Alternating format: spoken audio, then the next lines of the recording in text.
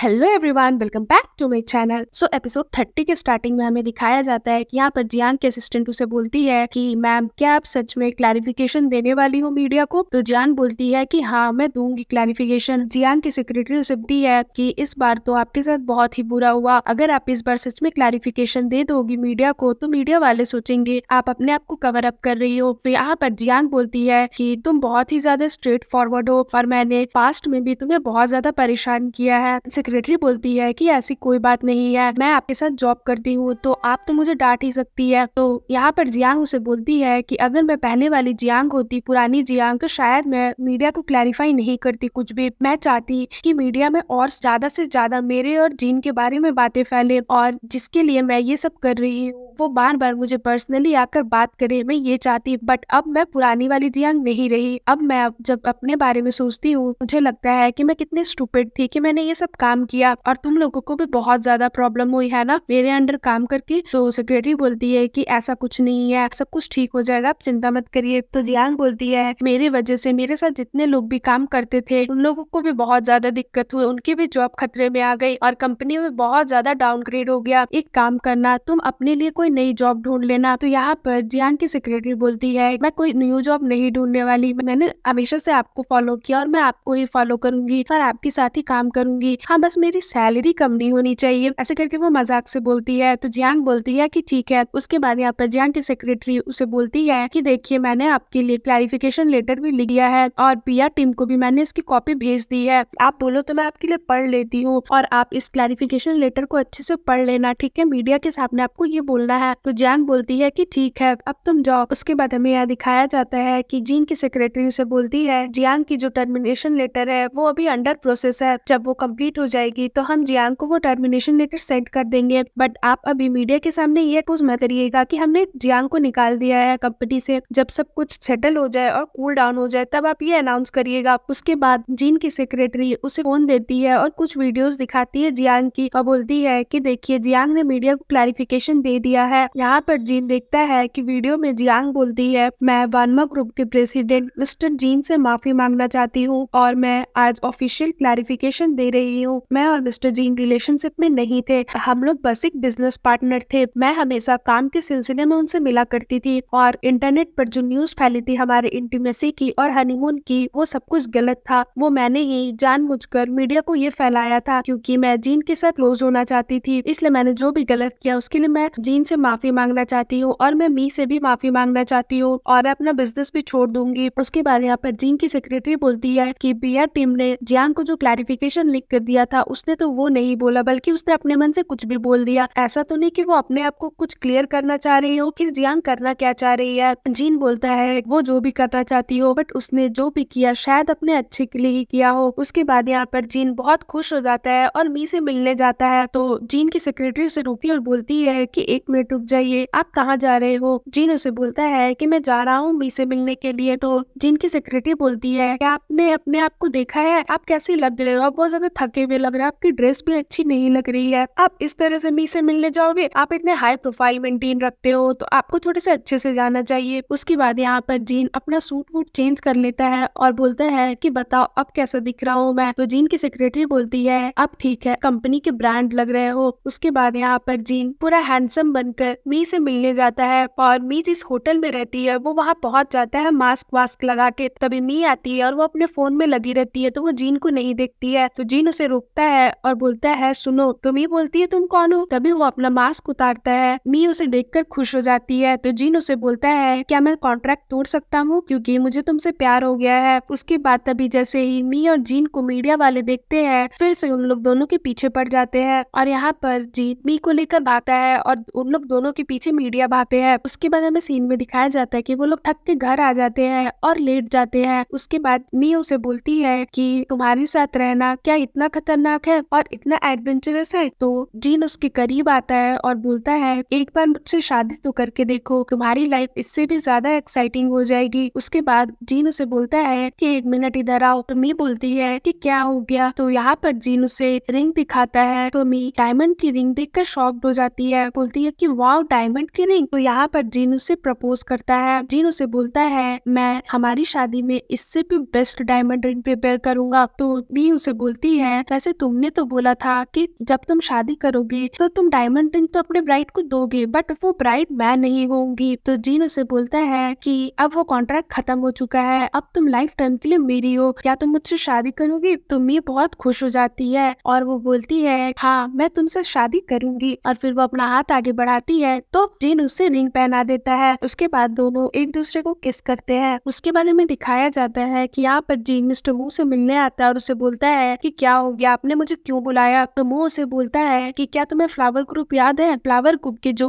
Owner थे उनकी 2 बेटी थी, 2 जुड़वा बेटी, एक का नाम हुआ रो था और एक का नाम हुआ रोजिन था। 20 साल पहले इसमें से एक बहन जो थी की डेथ हो गई थी और एक जो है वो बच गई थी, उसको मी फैमिली ने अडॉप्ट कर लिया था। तो यहाँ पर जीन बोलता है कि आखिर तुम कहना क्या चाहते हो? मिस्टर मू उसे बोलता है मुझे तो लगा था तुम बहुत ज्यादा स्मार्ट हो और मुझे नहीं पता कि तुम ये जानते हो या नहीं जानते हो, बट तुम्हें ये समझ जाना चाहिए कि तुम मी को उसकी ही रियल आइडेंटिटी से छुपा कर रख रहे हो। कहीं ऐसा तो नहीं कि तुम मी को अपने करीब इसलिए लेकर आ रहे हो ताकि तुम फ्लावर ग्रुप के हायर्स को चुरा सके। उसके बाद वो बोलते हैं कि और एक बात याद रखना कि तुम लोग का जो मैरिज कॉन्ट्रैक्ट है वो बहुत ही जल्द एक्सपायर होने वाला है और कॉन्ट्रैक्ट एक्सपायर होने तक मैं मी का वेट करूंगा। और दोनों एक दूसरे को गुस्से से देखने लगते हैं और फिर सीन यहाँ पर खत्म हो जाता है। सो फ्रेंड्स, अगर आपको ये ड्रामा अच्छी लगी हो तो प्लीज मेरे वीडियो को लाइक करिएगा, मेरे चैनल को सब्सक्राइब करिएगा। और ये ड्रामा खत्म हो चुका है तो हो सकता है इसका सीजन 2 भी आए, तो जब इसका सीजन 2 आएगा मैं आप लोगों के लिए वो एक्सप्लेन कर दूंगी। सो फ्रेंड्स, आज के लिए बाय बाय, मिलते हैं फिर से एक न्यू वीडियो के साथ।